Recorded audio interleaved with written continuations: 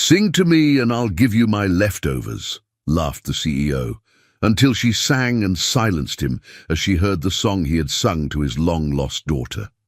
Before we dive into the story, drop a comment below and tell us where you're watching from. Enjoy the story.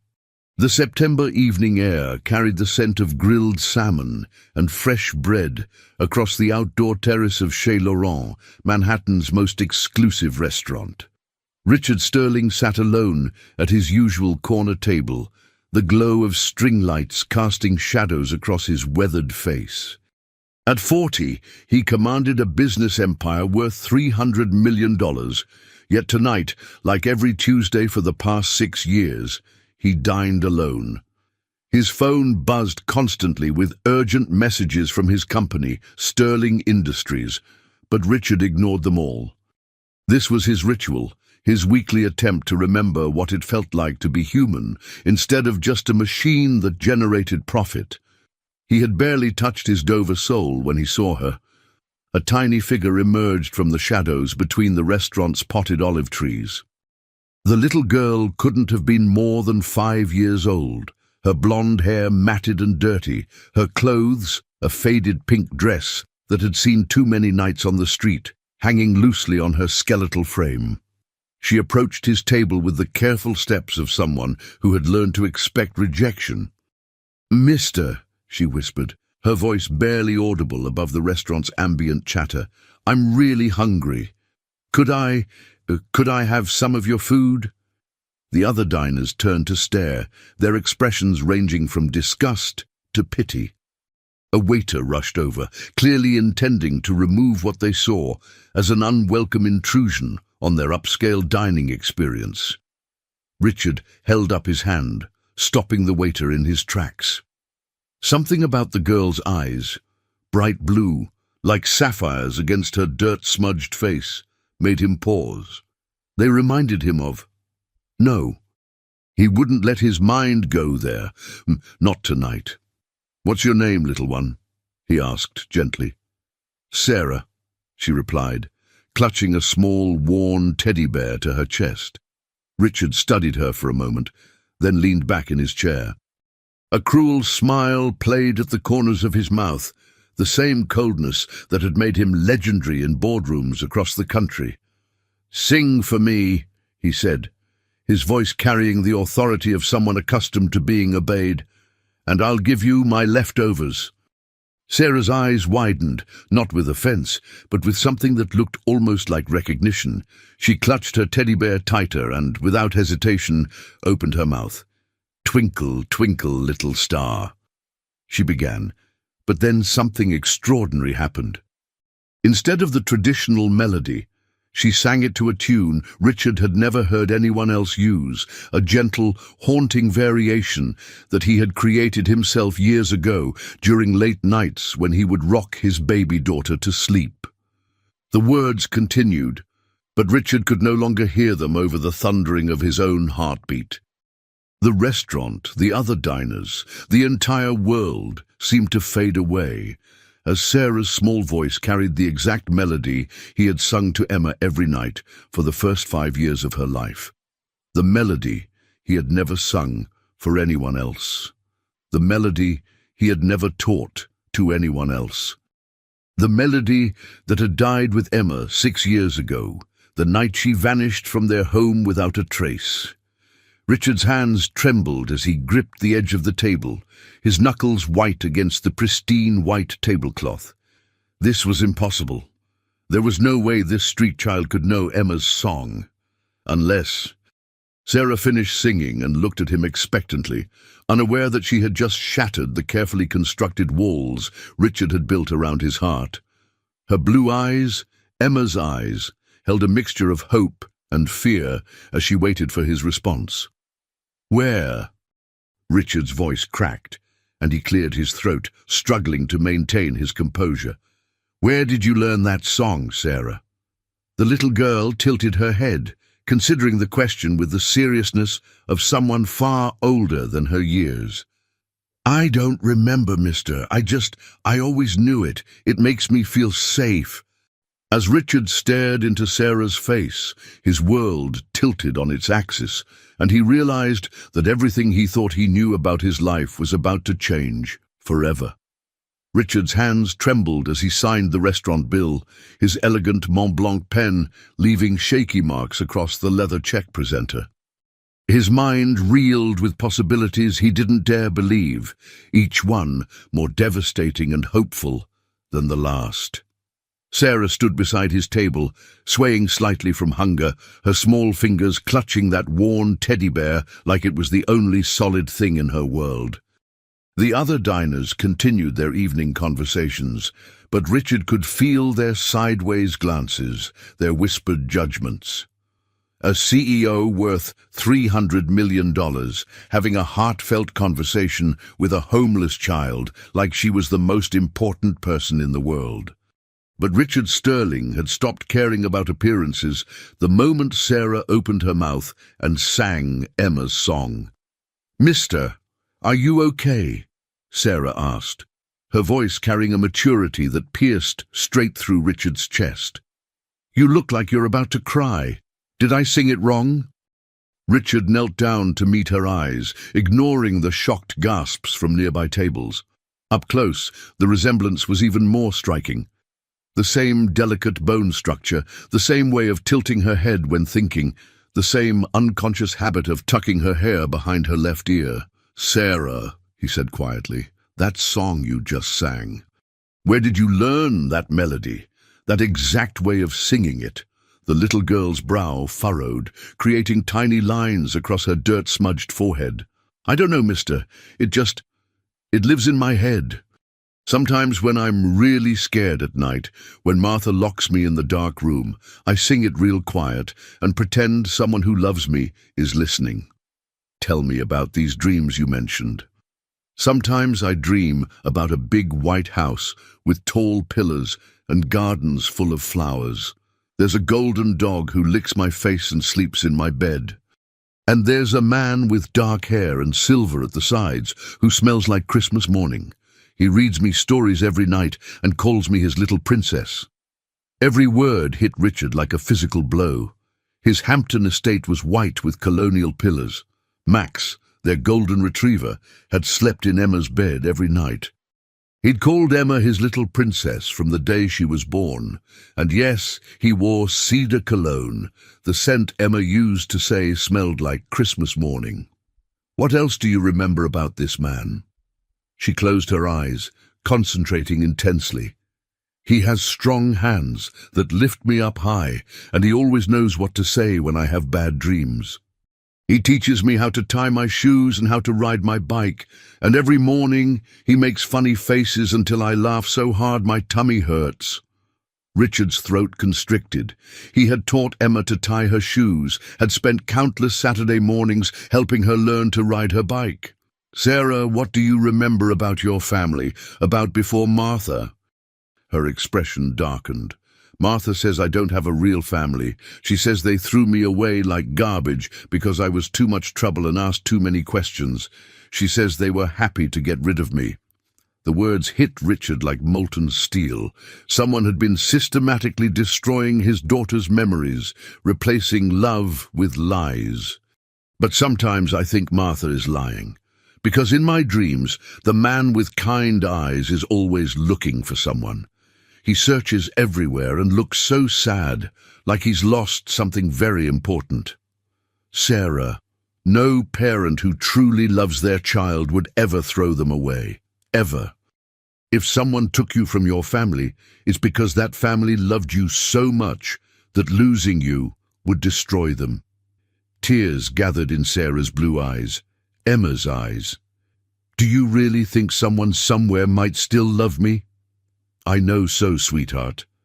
I absolutely know so."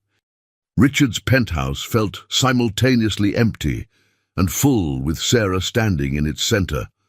Her tiny frame was dwarfed by the soaring ceilings and crystal chandeliers, but her presence filled every corner with possibility and heartbreak. Mrs. Chen, his housekeeper of 15 years, appeared with professional composure, barely masking obvious concern. "Mr. Sterling?" Should I prepare the guest suite? Yes, Mrs. Chen. And please call Dr. Patricia Williams. Tell her I need to see her tonight. It's urgent. As Mrs. Chen led Sarah away for a bath, Richard collapsed into his leather chair. 6 years of private investigators who found nothing. 6 years of false leads. 6 years of wondering if his daughter was alive or dead. Mr. Richard? Sarah's voice drifted from the hallway. The bathroom has a big white bathtub like the one in my dreams, with golden faucets that look like dolphins. Richard's blood turned to ice. Emma's bathroom in the Hampton house had featured an antique clawfoot tub with gold fixtures shaped like dolphins, a detail that had never appeared in any media coverage of her disappearance. An hour later, Sarah sat at his dining table wearing new clothes Mrs. Chen had purchased. She ate with desperate hunger, wolfing down the gourmet pasta as if it might disappear. Despite her obvious starvation, her table manners were surprisingly refined, automatic politeness ingrained in early childhood and never forgotten. Sarah, can you tell me about Martha, about where you've been living? The little girl's fork paused, wariness flickering across her features. Martha has bright red hair and eyes that are always angry. She has a scar right here. Sarah traced a line down her left cheek. And she moves us around a lot. New apartments, new cities. She says people are always trying to take us away. Us? Anu. There are other kids sometimes, but they don't stay long. They come and go, and Martha tells us not to get attached. I've been with her the longest. She says it's because I'm special, but I think it's because no one else wants me. Richard's hands clenched. Someone had been systematically breaking his daughter's spirit. What else do you remember about before Martha? Sarah closed her eyes, struggling to reach through trauma. Pieces, like broken pictures. There was a man with dark hair who carried me on his shoulders through a big house. He had the strongest hands, and when he held me, nothing bad could happen. And there was a golden dog who was my best friend. He licked my face every morning and slept next to me every night. Richard's breath caught. Max had been Emma's constant companion and protector. This man, did he read you stories? Sarah's eyes snapped open, bright with memory. Yes, every single night. He had this special chair in my room just for story time. He did different voices for all the characters. When he read about dragons, his voice got really deep and scary, but not really scary because I knew he was pretending. She studied Richard's face intensely. You have the same kind of voice, Mr. Richard, the kind that makes little girls feel safe. BJ, that night, as Richard tucked Sarah into the guest bed, she looked up at him with an expression that nearly destroyed his composure. Mr. Richard, in my dreams, the man with kind eyes is always looking for someone. He never stops looking. Do you think he's still out there somewhere, still searching? Richard cleared his throat 3 times before answering. I know he is, sweetheart. I know he'll never, ever stop looking. Dr. Patricia Williams had built her reputation treating the most difficult cases of childhood trauma, but something about Sarah made her blood run cold. The little girl showed classic signs of systematic psychological manipulation, the kind used by criminal organizations to break children's spirits. The memory suppression is extensive and professional, she explained to Richard after her evaluation. This wasn't random abuse. Someone with advanced knowledge of conditioning techniques has been methodically erasing this child's past and replacing it with false narrative. Richard paced behind his desk, like a caged predator. Can the memories be recovered? Children are remarkably resilient. The fact that Sarah is having breakthrough memories suggests her psyche is trying to repair itself in this safe environment. What kind of false narrative? Dr. Williams consulted her notes grimly. She's been told repeatedly that her biological family abandoned her because she was defective and worthless. It's a classic technique. Destroy the child's self-worth, then position the captor as their savior. Meanwhile, Detective Jack Morrison was quietly reopening Emma Sterling's case. The original investigation had gone cold within months. No ransom demands, no witnesses, no physical evidence. Emma had simply vanished. Child abductions usually fall into predictable patterns, Morrison explained to Richard. Family disputes, stranger danger, trafficking operations, they all have signatures we can track. But Emma's case was different. Morrison spread the original files across his desk. No ransom demand suggested it wasn't about money. No custody dispute because your ex-wife had died. No evidence of trafficking because those focus on quick turnaround, not keeping specific children for years. Richard studied photos of Emma's bedroom, preserved exactly as she'd left it. So what was it about? Revenge, Richard. Someone wanted to hurt you in the most devastating way possible. That afternoon, Richard hired Elena Vasquez, a legendary former FBI profiler specializing in complex abduction cases. "Tell me about the night Emma disappeared," Elena said without preamble. Richard recited the familiar story. Tuesday night in June. Bath, story, bed at 8:30. Mrs. Chen checked at 10. Emma was asleep. Next morning she was gone. No signs of struggle, no forced entry, security system functioning normally, Elena recited from the file. Whoever took Emma had extensive knowledge of your security systems, your routines, your property. This was planned by someone with insider access. Someone I knew. Someone who either knew you intimately or had access to that level of personal information. The sophistication suggests months of planning and surveillance. Eleanor showed him similar cases. The pattern is always the same: extensive planning, inside knowledge, motivation rooted in personal hatred or revenge. I need you to make a list, Richard. Everyone you've had significant business conflicts with, former partners, fired employees, outmaneuvered competitors, anyone who might see you as having ruined their life. As Richard began writing names, Elena continued. The good news is Emma's been kept alive for 6 years. The bad news is the plan might not be finished yet. What do you mean? Revenge plots this elaborate don't usually end with just taking the child. Finding Sarah might have been exactly what they wanted to happen. The breakthrough came during Sarah's 4th night. Richard woke to heart-wrenching sobs and found her thrashing in nightmare's grip, fighting invisible demons. "Please don't hurt me," she cried. "I won't ask about my daddy anymore. I promise I'll be good." "Sarah, wake up. You're safe." Richard gathered her into his arms, feeling her tiny body shake with terror. "You're safe now." I dreamed about the punishment room again. The dark room where Martha puts me when I'm bad. She says asking questions about my real family is the worst kind of bad. Richard's jaw clenched.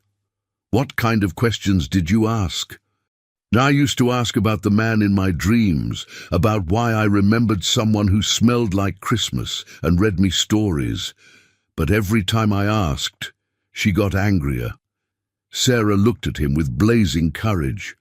"Martha said my real parents threw me away because I asked too many questions. But sometimes I hear her on the phone talking to someone she calls boss, and she sounds scared, Mr. Richard, really scared." "What does she say?" "Things like, 'The package is secure and no one suspects anything.' And once, when I was sick with fever, I heard her say something about keeping me alive until he was ready for the final phase." Richard's blood turned to ice. Sarah wasn't just a victim, she was a weapon being held in reserve. The next morning, Dr. Williams brought art supplies for specialized memory recovery techniques. "Draw me the safest place you can remember," she said. Sarah drew intensely, creating an image that made Richard's chest tighten. The drawing showed a little girl in a frilly bed, surrounded by stuffed animals. A tall man sat reading from a book.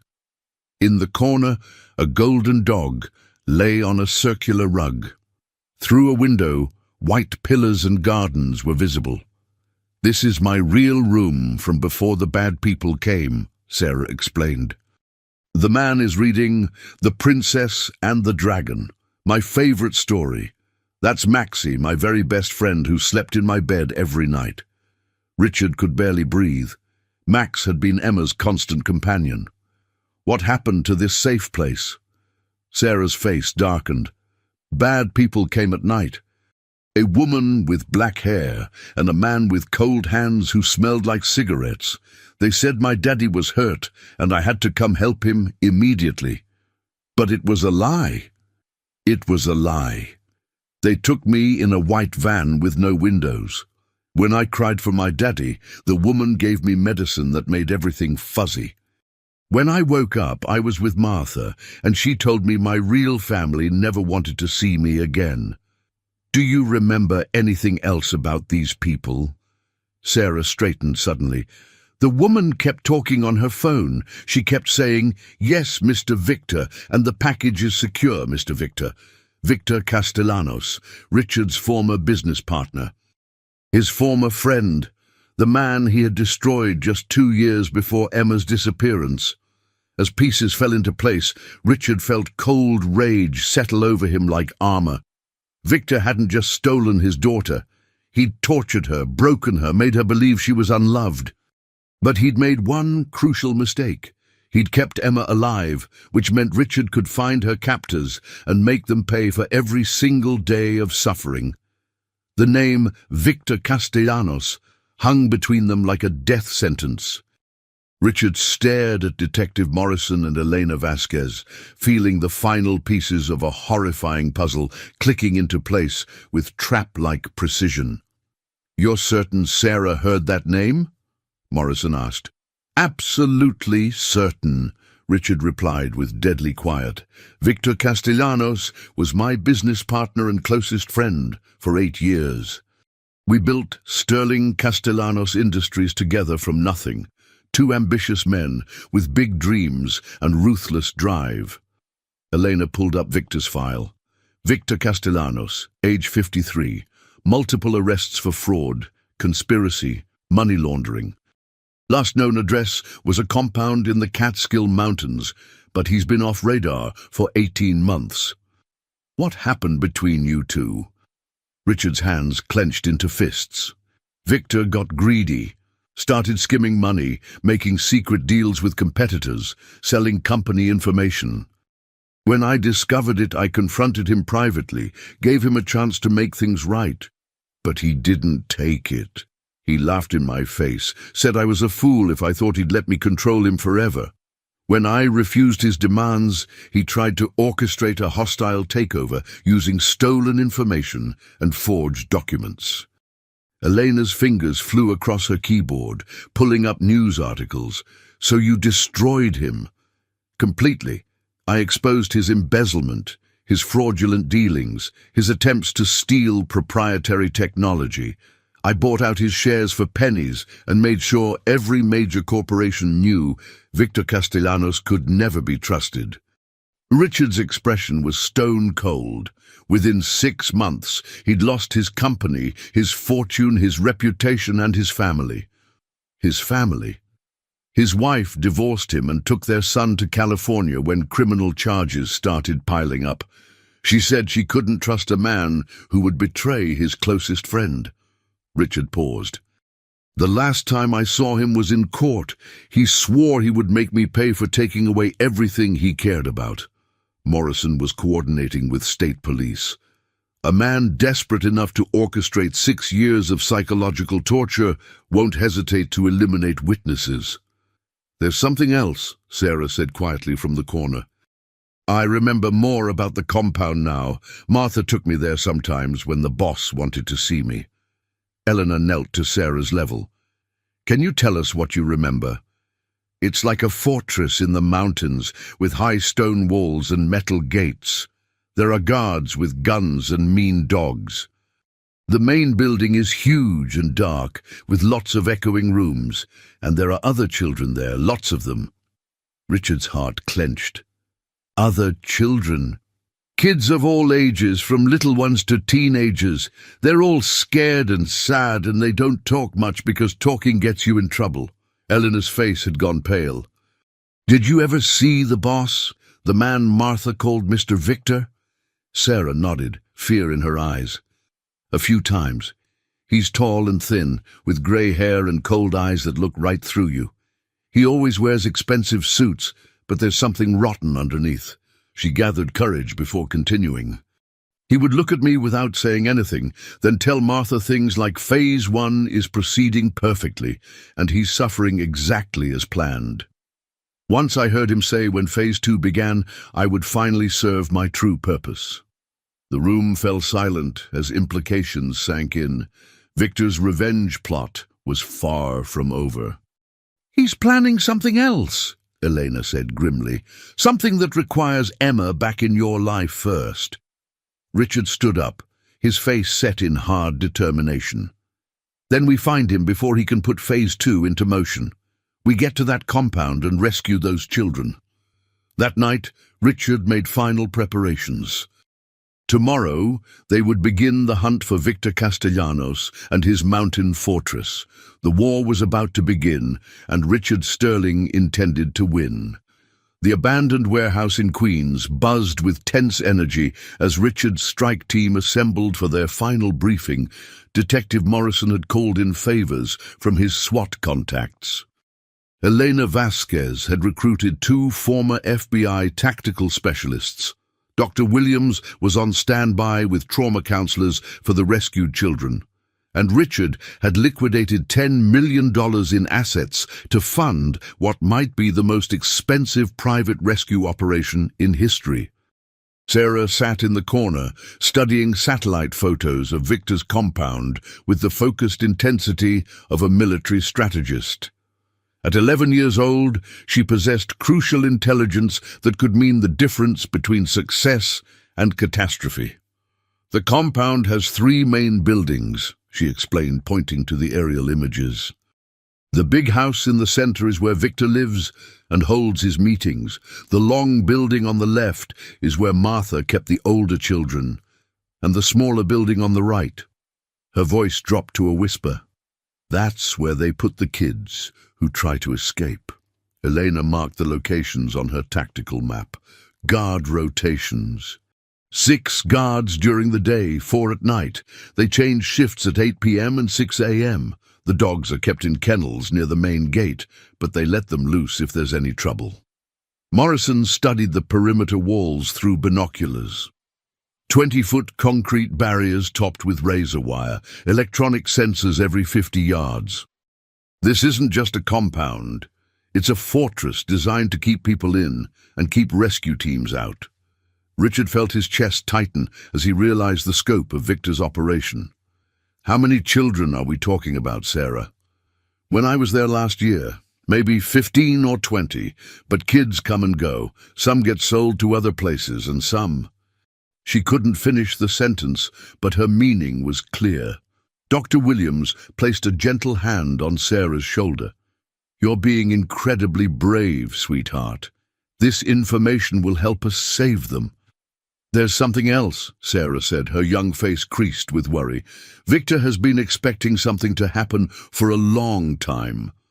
Martha always said he had a plan for if anyone ever found us. He calls it his insurance policy. Elena's expression darkened. What kind of insurance policy? I don't know exactly. But I heard him tell Martha that if Richard Sterling ever got too close to the truth, he would activate something called Protocol 7. And Martha got really scared when he said it. Richard felt ice form in his veins. Victor had been planning this confrontation for years, which meant every move they made might be anticipated. We go tonight, Richard announced, his voice carrying absolute authority. Victor's had 6 years to prepare for this. We're not giving him another day. As the team made final preparations, Richard pulled Sarah aside. Sweetheart, I need you to stay here with Dr. Williams. It's too dangerous. No, Sarah interrupted, her blue eyes blazing with Emma's stubborn determination. Those kids in there are scared and alone, just like I was. They need to see a familiar face, someone who understands what they've been through. You need me, Mr. Richard. Richard wanted to refuse, wanted to keep his daughter safe from any more danger. But he could see the resolute courage in her expression, the same fierce protectiveness that had always defined Emma's character. "You stay with Elena at all times," he said finally. "The moment things go wrong, you run. Promise me." Sarah nodded solemnly. "I promise. But Mr. Richard, be careful. Victor isn't just angry. He's completely crazy. And crazy people do things that don't make sense." As night fell over the Catskill Mountains, Richard's strike team loaded into 3 unmarked vans. The compound lay 30 miles ahead, hidden in a valley that had become a fortress of nightmares. Tonight, they would either rescue dozens of innocent children and bring Victor Castellanos to justice, or they would walk into the most sophisticated trap ever devised by a brilliant madman. Either way, Richard Sterling was finally going to face the man who had stolen 6 years of his life and tortured his daughter's mind. The war that had begun with Emma's disappearance was about to reach its climax, and Richard intended to make sure there would be only one survivor. The first sign that something was wrong came 2 miles from Victor's compound when Eleanor's radio scanner picked up encrypted communications that shouldn't have existed in the remote mountain valley. "They're expecting us," she announced grimly, adjusting her night vision equipment. "Someone tipped them off." Richard felt his blood turn to ice. Their rescue mission had become a trap before it even began. How is that possible? Only our team knew about tonight's operation. Detective Morrison was already coordinating with his SWAT backup units, but his expression was grim.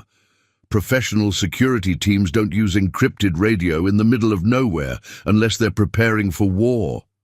Sarah huddled close to Elena in the back of the lead van, her face pale with fear and determination. Victor always said he had eyes and ears everywhere. He bragged about knowing things before they happened. "Sarah, think carefully," Elena said urgently. "Did you ever see Victor talking to police officers or FBI agents, anyone in law enforcement?" The little girl closed her eyes, concentrating intensely. "I remember once Martha took me to a meeting in a fancy restaurant in the city.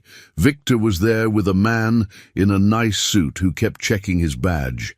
They were talking about someone named Sterling, and the man said something about keeping tabs on all investigations." Richard's hands clenched into fists. Victor had corrupted law enforcement officials, turning Richard's own efforts to find Emma into intelligence for her captor.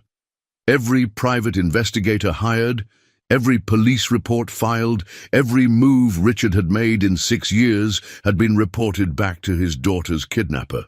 "We abort," Morrison said decisively. "If they know we're coming, this becomes a suicide mission." "No," Richard replied, his voice deadly quiet. "Those children have been prisoners long enough. We adapt, but we don't abort." Elena studied her tactical maps with renewed intensity. "The original plan assumed surprise. Without that advantage, we need to think like Victor thinks. He's expecting a frontal assault on the main gate, so we give him something else." "What do you mean?" "We split into 3 teams. Morrison leads a diversionary assault on the front gate, lots of noise and light to draw the guards. I take the explosives team to breach the north wall where the children's dormitories are located. And you, Richard, go in through the back entrance Sarah described." Sarah's eyes widened with sudden understanding. "The service tunnel. Martha showed it to me once. It connects to the basement of the main house. Victor uses it to move kids without the guards seeing. That tunnel is our ace in the hole," Elena continued. "While Victor's focused on the frontal assault, you get inside and confront him directly, force him to surrender or neutralize him before he can implement his Protocol 7. Richard nodded grimly. After 6 years of hunting, he would finally face Victor Castellanos in single combat. "What about Sarah?" "She comes with me." The children won't trust strangers, but they'll trust her.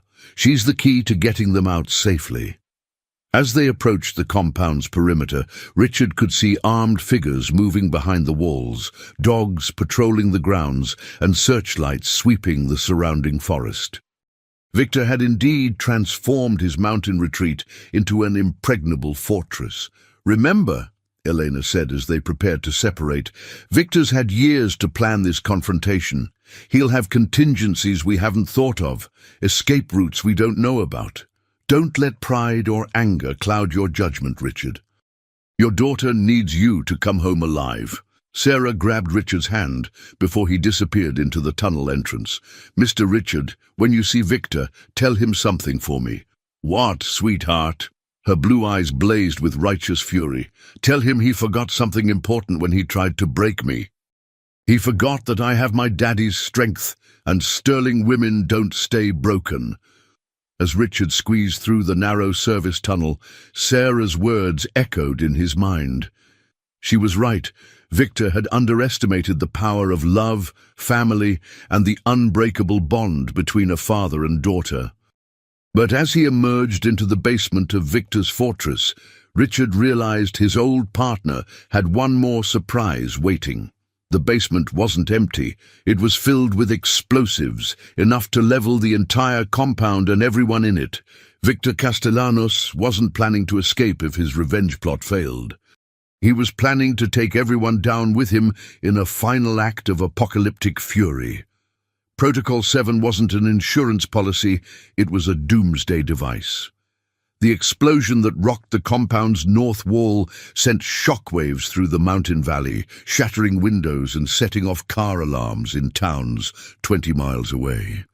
Elena's breaching charge had worked perfectly, punching a 15-foot hole through Victor's supposedly impregnable fortress wall. But as Richard emerged from the service tunnel into the main house's basement, he could hear automatic gunfire erupting from multiple directions. The rescue mission had become a full-scale battle, with frightened children caught in the crossfire between their rescuers and their captors. "Phase 1 complete," Elena's voice crackled through his earpiece. "We have visual on the children's dormitory, counting at least 18 kids, ages 5 to 16. But Richard, we've got a problem." "What kind of problem?" "The dormitory is booby-trapped. Motion sensors connected to what looks like industrial explosives. If we try to enter without the disarm code, this whole building goes up with the kids inside." Richard's blood ran cold as he climbed the stairs toward Victor's private offices. His old partner hadn't just planned to kill intruders. He'd rigged the entire compound to explode if anyone attempted a rescue. The children weren't just prisoners. They were human shields in a madman's final gambit. At the top of the stairs, Richard found himself in an opulent hallway lined with oil paintings and Persian rugs.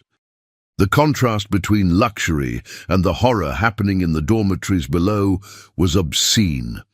Victor Castellanos had built himself a palace on the suffering of innocent children. "Hello, Richard." The voice came from behind him, cultured and calm despite the chaos erupting outside. Richard turned slowly, his hand moving instinctively toward the pistol Elena had given him.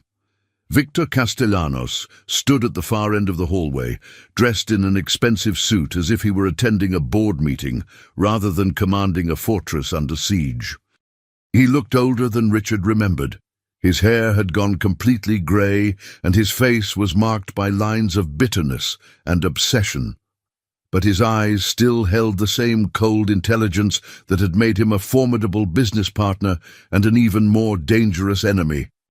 "You look surprised to see me, old friend," Victor continued, his voice carrying a twisted affection. "Surely you didn't think I'd flee when my masterpiece was finally being appreciated. Let the children go, Victor. Your fight is with me, not with them." Victor laughed, a sound like breaking glass. "Oh, Richard, even after all these years, you still don't understand. This was never about fighting you. This was about destroying you so completely that you'd beg me to end your suffering. You've had your revenge. Emma's been missing for 6 years, I've lived in hell every single day. Isn't that enough?" "Enough!" Victor's expression twisted with rage. "You took everything from me. My company, my fortune, my family, my reputation. My own son won't speak to me because you convinced the world I was a criminal. So I decided to show you what real loss feels like." Richard kept his distance, watching for any sign of movement or hidden weapons. "So you kidnapped my 5-year-old daughter and tortured her mind for 6 years? That's your idea of justice?" "Justice?" Victor's laugh became maniacal. "This isn't about justice, Richard. This is about art, the art of perfectly calibrated revenge. Do you know how long it took to plan Emma's abduction? How many variables I had to account for? How much it cost to buy the right people in law enforcement?" The admission hit Richard like a physical blow. "You had inside help from the beginning." "Of course I did. How do you think I knew about your security systems? Your family's routines, Emma's schedule? Detective Phillips in your local precinct has been feeding me information for 4 years. Every private investigator you hired, every lead you followed, every desperate hope you clung to. I knew about it all." Dun dun. The sound of automatic weapons fire grew closer, and Richard could hear Morrison's voice on the radio coordinating the assault on the front gate. But Victor seemed completely unperturbed by the battle raging around his fortress. "You're wondering about the explosives in the dormitory," Victor said, noting Richard's expression. "Wondering how you're going to save those precious children without the disarm code? Well, I have a proposition for you, old partner." Victor pulled out a small device that looked like a garage door opener. "This is the master controller for every explosive device in this compound. Press the red button and everything goes up in flames. Press the green button and the children's dormitory is unlocked safely. What do you want?" Victor's smile was pure malevolence. "I want you to choose, Richard. Save the children or save your daughter, because in exactly 10 minutes, I'm activating a special surprise I prepared for little Emma. She's about to discover that her loving reunion with Daddy was just another phase in my grand design." Richard's blood turned to ice. "What are you talking about?" "Sarah is with Elena at the perimeter." "Is she?" Victor held up a tablet showing security camera feeds from around the compound. On the screen, Richard could see Sarah being led through a side entrance by a woman with red hair and a distinctive scar on her cheek. Martha. Somehow, Martha was alive and had infiltrated the rescue team. "You see, Richard, death is sometimes preferable to betrayal. I faked Martha's death because I needed you to believe the trail had gone cold. She's been watching your penthouse, waiting for the perfect moment to reclaim my most valuable asset." Richard's world spun as he realized the scope of Victor's deception. "Where is she taking Sarah?" "To the chapel, of course, the most beautiful room in my compound, where I've prepared a very special ceremony. In 10 minutes, your daughter will finally understand her true purpose in my grand design, unless, of course, you choose to save these other children instead." Victor gestured toward the tablet, which now showed the dormitory full of terrified children huddled against the walls. "Choose wisely, old friend. You can't save them all." Richard's hands trembled as he stared at the tablet screen, showing Sarah being led toward what Victor called the chapel. The little girl who had survived 6 years of psychological torture was walking into the final phase of a madman's revenge plot, and Richard was powerless to stop it. "You're insane," he whispered, but Victor's expression showed only cold satisfaction. "Am I? Or am I the only person in this situation thinking clearly?" Victor moved to the window, gazing out at the battle raging in his compound with the detached interest of someone watching a movie. "You see, Richard, you've always been so focused on the obvious that you miss the subtle artistry of true genius." "What are you talking about?" Victor turned back to him, his eyes blazing with triumph. "You think this is about revenge for the business? You think I spent 6 years orchestrating this elaborate plot because you outmaneuvered me in a corporate takeover? The way Victor said it made Richard's blood run cold. There was something else, something darker and more personal than business rivalry. Then what is this about? It's about the truth you've been running from for 8 years, Victor said, his voice dropping to a whisper. The truth about the night Catherine died. Richard felt the world tilt beneath his feet. Catherine, his ex-wife, Emma's mother, who had died in a car accident when Emma was 2 years old. What does Catherine have to do with this? Everything, my old friend. Because you see, Catherine didn't die in an accident. Victor's smile was pure malevolence. She was murdered, and the man who ordered her death is standing right in front of me. You're insane. Catherine died when her car went off the bridge during that storm. The police investigated what I paid them to investigate. Detective Phillips wasn't my first corrupt cop, Richard. He was just the most recent. Victor pulled out his phone, showing Richard a series of photographs. The images showed a younger Victor meeting with a man in a mechanic's coveralls, money-changing hands, and what looked like tampering with a car's brake system. Catherine was going to leave you, Richard. She'd found out about your affairs, your lies, your complete lack of concern for anyone but yourself. But more importantly, she was going to take Emma with her, and she was going to make sure you never saw your daughter again. Richard's legs nearly gave out. You're lying. Catherine would never. She had evidence of your infidelity, your tax evasion, your illegal business practices. She was going to destroy you in divorce court and make sure Emma grew up knowing what kind of man her father really was. Victor's voice grew more intense. I couldn't let that happen to my business partner, so I made sure Catherine's car had brake problems on a rainy night. The truth hit Richard like a physical blow. You killed my wife. I saved your marriage, your company, and your relationship with your daughter, and how did you thank me? By destroying my life the moment you didn't need me anymore. Richard stared at Victor in horror, finally understanding the true scope of his madness. Emma isn't just a weapon in your revenge plot. She's the daughter you never deserved to have, the daughter you only got to keep because I murdered her mother. Victor's expression was triumphant. Every bedtime story you read her, every birthday party you threw, every moment of father-daughter love you experienced, all of it was built on the foundation of my crime. The sound of gunfire grew closer, but Richard barely heard it over the thundering of his own heart. Why are you telling me this now?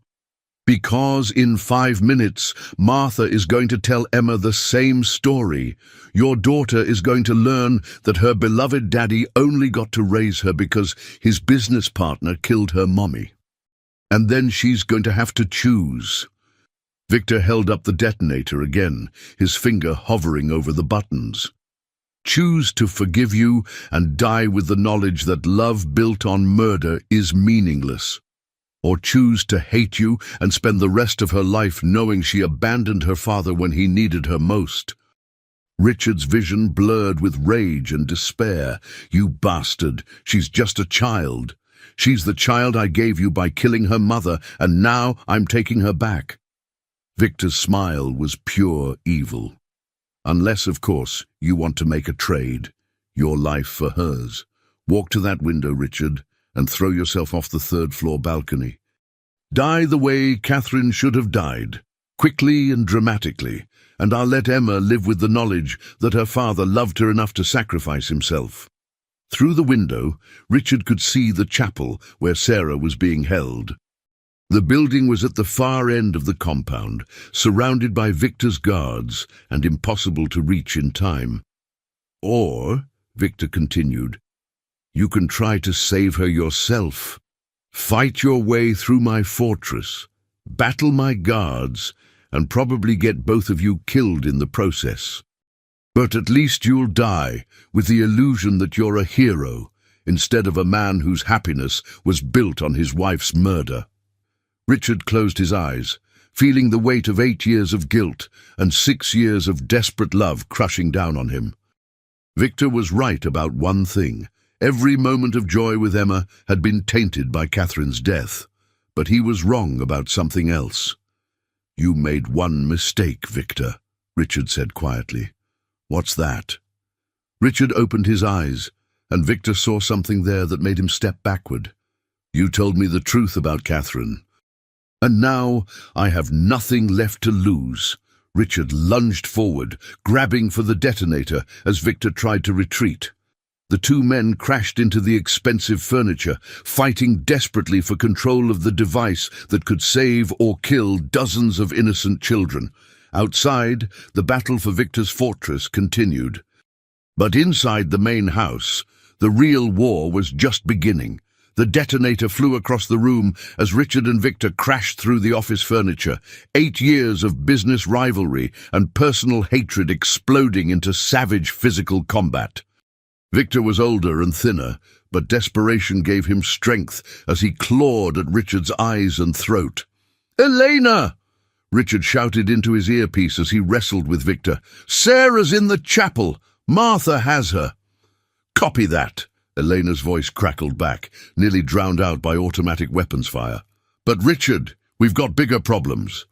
The guards are using the children as human shields.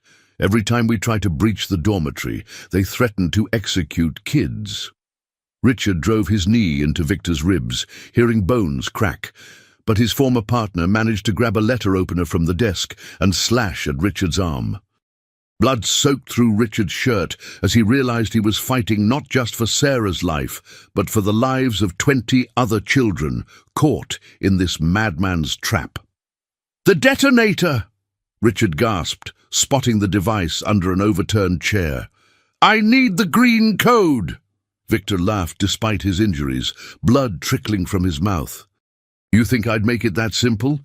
The green button arms a separate charge in the chapel. Press it, and you save these children but guarantee Emma's death. Press the red button, and you level the dormitory but might give her a chance to escape." Richard's vision blurred with rage and despair. "You sick bastard!" "I told you, Richard, this is about art. The art of impossible choices, just like the choice I made 8 years ago when I decided Catherine had to die for the greater good of our business partnership." The sound of approaching footsteps echoed in the hallway. Victor's guards were coming, drawn by the sounds of their boss fighting for his life. Richard had seconds before this became a firefight he couldn't win. "Elena," he said urgently, "I'm going for Sarah. Whatever happens to me, get those kids out." "Richard, no, it's suicide." But Richard had already grabbed Victor's pistol from the desk drawer and was heading for the balcony. The chapel was 300 yards away, across an open courtyard filled with armed guards, attack dogs and searchlights. In his business suit and dress shoes, bleeding from multiple cuts, he looked more like a suicide bomber than a rescue hero. "This is for Catherine," he told Victor as he prepared to leap from the balcony. "Wait!" Victor struggled to his feet, his face twisted with pain and something that might have been regret. "You want the truth about the detonator? There is no green button code. Both buttons trigger explosives. I never intended for anyone to survive this night." Richard stared at him in horror. "Then how do I save them?" "You don't. That's the point." Victor coughed up blood, his voice growing weaker. "I designed this to be unwinnable. No matter what you choose, people you love are going to die, and you're going to have to live with the knowledge that your choices killed them." "Unless what?" Victor smiled with his last breath.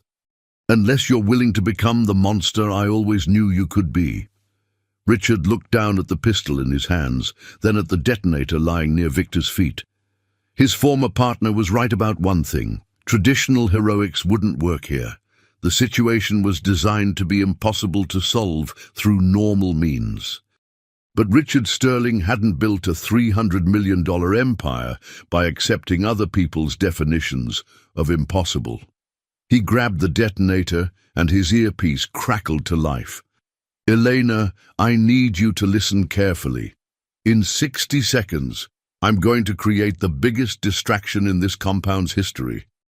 When you hear the explosion, you move. Get those kids out of the dormitory and don't look back. Richard, what are you planning? I'm planning to cheat. Richard smiled grimly as he prepared to implement a strategy that would have made Victor proud and horrified at the same time. Sarah once told me that sterling women don't stay broken. Well, sterling men don't play by rules that were designed to destroy them. He pressed both buttons on the detonator simultaneously, then hurled the device as far from the building as possible. If Victor's trap was designed to kill everyone no matter what choice was made, then Richard would make sure there was no choice at all. The explosion that followed lit up the mountain valley like a small sun, and in the chaos that followed, Richard Sterling began his desperate sprint toward the chapel where his daughter waited for rescue or death. The final battle was about to begin. Richard's lungs burned as he sprinted across the compound's courtyard, dodging falling debris from his improvised explosion while automatic weapons fire echoed from every direction. The chapel loomed ahead through the smoke and chaos, its stained glass windows glowing like jewels against the night sky. Behind him, he could hear Elena's voice shouting orders as the rescue team evacuated children from the destroyed dormitory. His desperate gamble had worked. By destroying Victor's detonator completely, he'd triggered the compound's emergency evacuation protocols, automatically unlocking all the secured doors. But Sarah was still trapped in the chapel with Martha, still about to learn the devastating truth about her mother's murder. Richard crashed through the chapel doors just as Martha raised a pistol toward Sarah's small head. The red-haired woman spun toward him, her scarred face twisted with rage and desperation. "You're too late, Sterling," she screamed. "She knows the truth now. Your precious daughter knows what kind of monster her daddy really is." Richard's heart shattered as he saw Sarah's expression. The little girl sat on the chapel's front pew, her blue eyes wide with shock and betrayal. She'd heard everything. About Catherine's murder, about Victor's twisted plot, about how every moment of father-daughter love had been built on her mother's grave. "Emma," Richard said softly, using her real name for the first time since finding her. "Sweetheart, let me explain." "My name is Sarah," she cried, tears streaming down her face. "Emma's daddy would never let someone hurt her mommy. Emma's daddy was good and kind and safe," Martha laughed cruelly. "You see? She understands now. The man who raised her is a lie. Everything she thought she knew about love and family was built on murder and betrayal." Richard dropped his weapon, moving slowly toward his daughter with his hands raised. "You're right, Emma. I failed your mother. I failed you. Victor killed Catherine because of my choices, my mistakes, my selfishness." Sarah's lower lip trembled, but her voice was strong. "Then why should I trust you now?" The question hung in the air like a physical weight.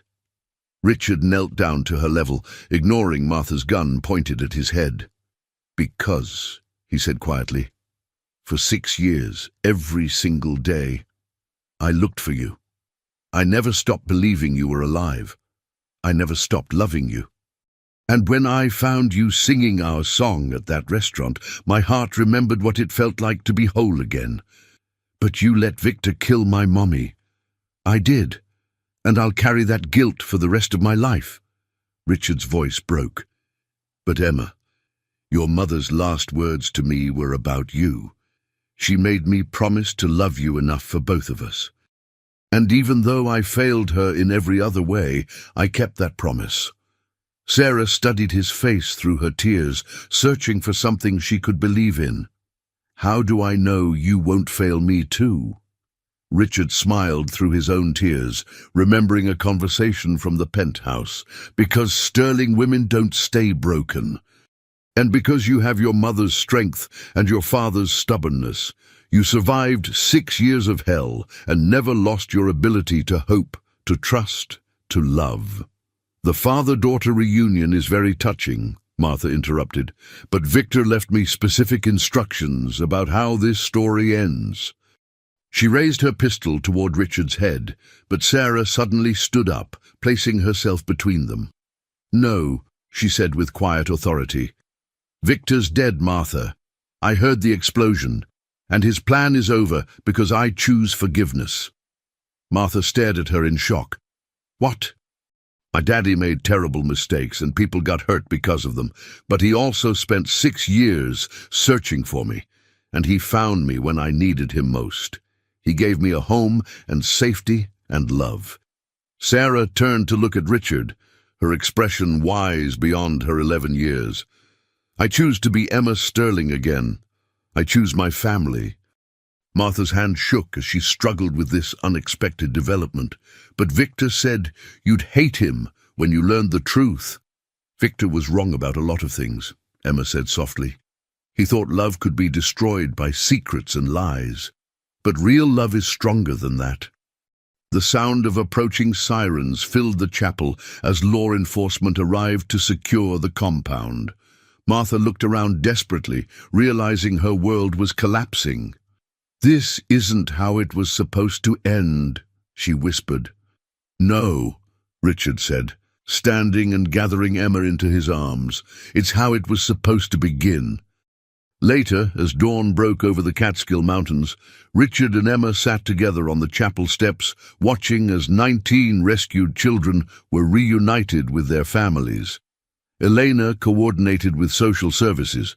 Detective Morrison processed the crime scene, and Dr. Williams provided trauma counseling for the survivors. "Daddy?" Emma said, using the word naturally for the first time in 6 years. "Yes, sweetheart.